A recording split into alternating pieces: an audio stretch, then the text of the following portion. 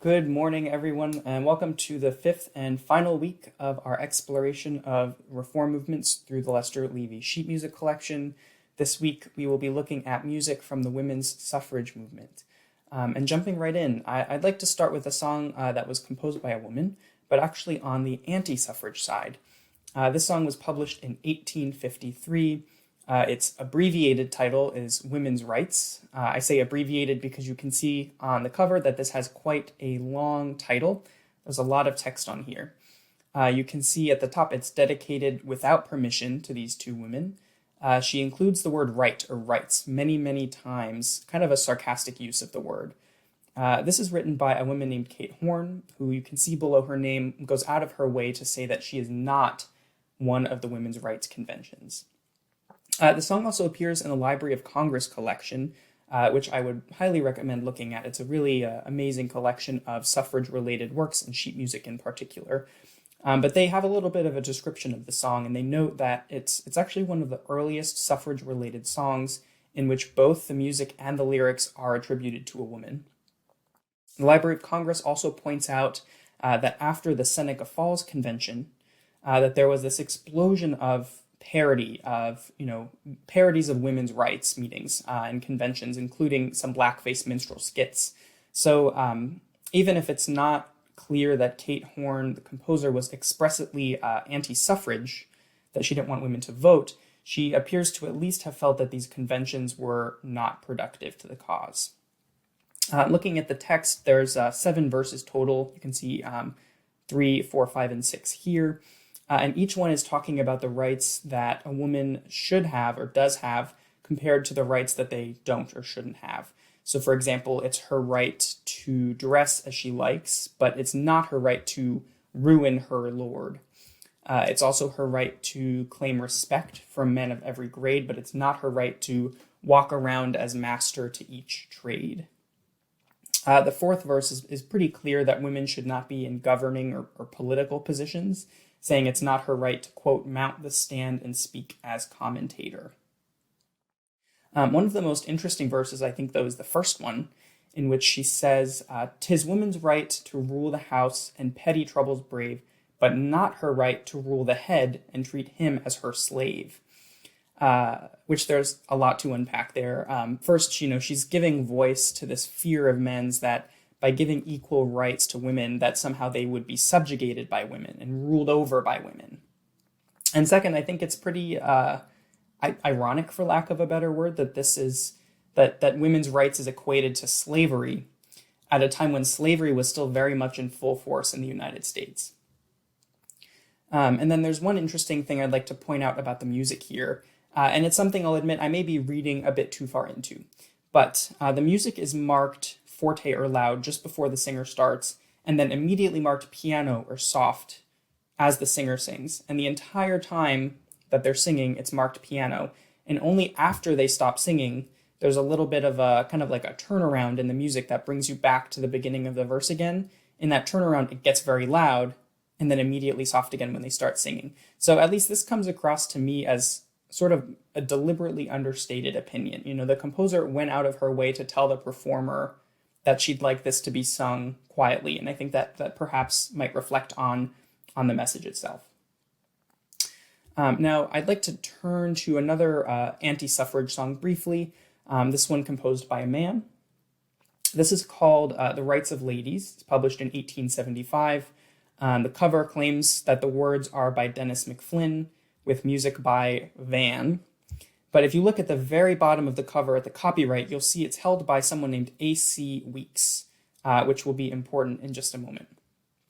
The text is in sort of kind of like we call it a dialect, like we saw in the minstrelsy movement. But in this case, it's a mock Irish dialect. So words like my are replaced with me, with is replaced with wid.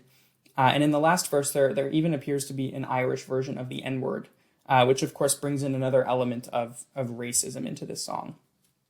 But overall, the song is from the point of view of a man who is celebrating how he will benefit from his wife being elected to a position of power. All the benefits that he'll get as a man if his wife has more power. So in that sense, it appeared to me, at least on first glance, to be a sort of pro-suffrage song, perhaps, but I found another source that kind of confirms that this was a comic song that was mocking suffrage. The book is called The Image of Ireland and the Irish in American Popular Song Lyrics, and it says, quote, "By the 1870s, the association of shady politics with the Irish was already so ingrained in American popular culture that when a songwriter named A.G. Weeks sought to attack women's suffrage by suggesting that political wives would simply become the pawns of shiftless working-class husbands, he cast his satire in an Irish dialect, writing under the pseudonym of Dennis McFlynn." So not only is the song anti-woman and racist, but it's anti-Irish as well. I'd like to turn, though, to a more explicitly anti-suffrage song that actually talks about women's right to vote. This one is called the AntiSuffrage Rose. This one was published much later in 1915.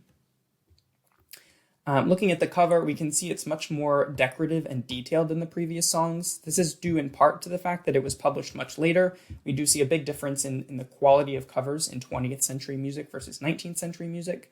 But the presence of color here is an indication that this was more expensive to produce. We also have a red rose on the cover, which I learned was an anti-suffrage emblem or symbol. And you can see the song is dedicated to the Women's Anti-Suffrage Association, which is also the publisher of the song, so it's dedicated to itself. This appears to me, this organization, the Women's Anti-Suffrage Association, perhaps related to another organization called the Massachusetts Association Opposed to the Further Extension of Suffrage to Women. It's quite a long name of an organization. This was actually a women-led organization that had various reasons for opposing suffrage. Some of these women felt that politics were an expressly male field, so that by entering, a woman might lose her precious femininity. Some argued that women already had power over the home, which then extended to the world through the influence of their children. There's also a quote from an article by Louise Stevenson I found. She's talking about women anti-suffragists, and she says, quote, "In their imagery, the home was more than a mere dwelling. It was inviolable, immune from the evils of the world, and infused with feminine virtues. The aggressive competitiveness displayed by men in the working world vanished when, upon entering the home, they came under women's influence." End quote there.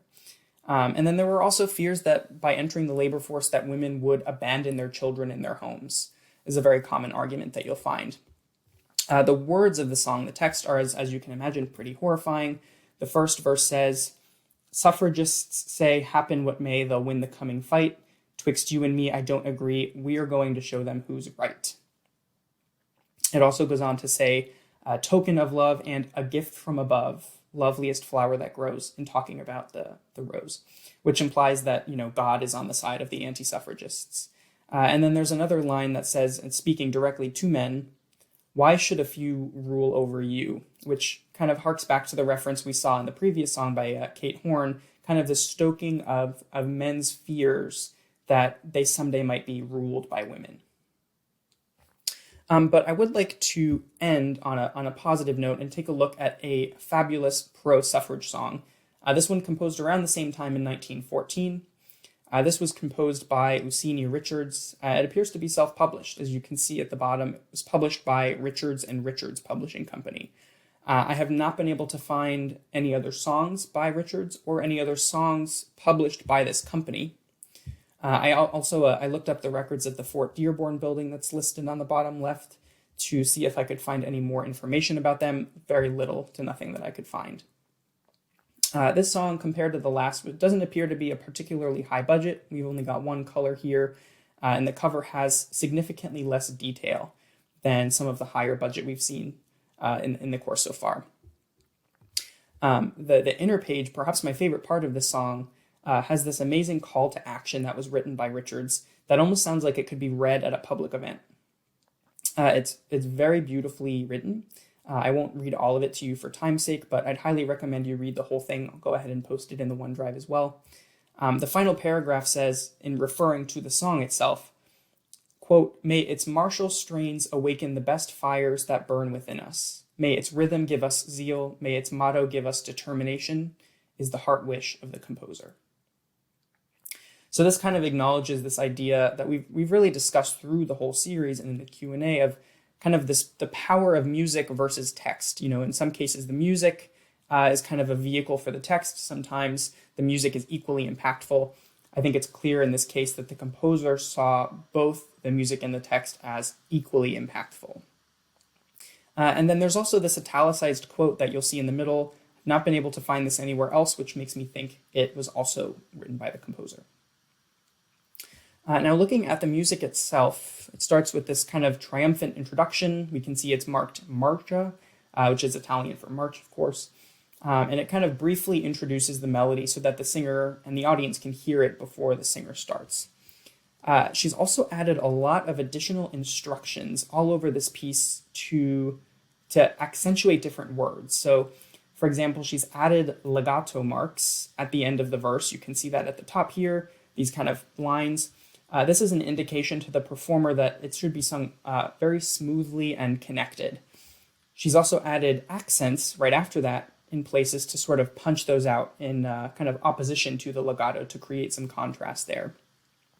She's added crescendi, diminuendo, decrescendi to kind of have the performer get louder and softer at different points. And then she's done something very clever in the chorus. So this chorus is meant to be played through twice.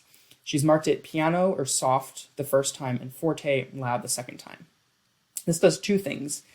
First, it kind of breaks up maybe the monotony of having to hear the same musical material twice back to back, creates interest, but then it also creates a really triumphant end to the piece, because the first time you hear it, it's soft, and then the second time it's stated again much more emphatically.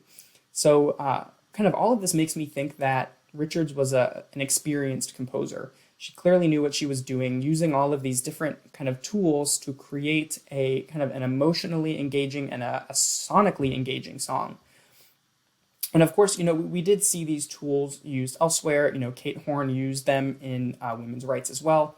But in the case of the Suffrage March song by Lucinia Richards, they're used much more effectively to heighten the message. And then one thing I'd like to point out about the music is she made the piano part pretty simple. It kind of makes it more marketable. And then looking at the text of the song, it addresses a lot of the common anti-suffrage rhetoric that we've seen. So one of the arguments we saw in an earlier piece of, if women were out voting or working, who will tend the kitchen and the children? And in the second verse, she explicitly says, we will do our duty still, bake the pies, and rock the cradle. Overall, though, this is an amazing song. It's one of my favorites in the entire collection. And it's the last song I chose for today. So I wanted to thank everyone again for joining, not just for this episode, but for this entire series. It's been a pleasure going through these songs. And I hope that you will take a look through the rest of the collection as well. Thank you.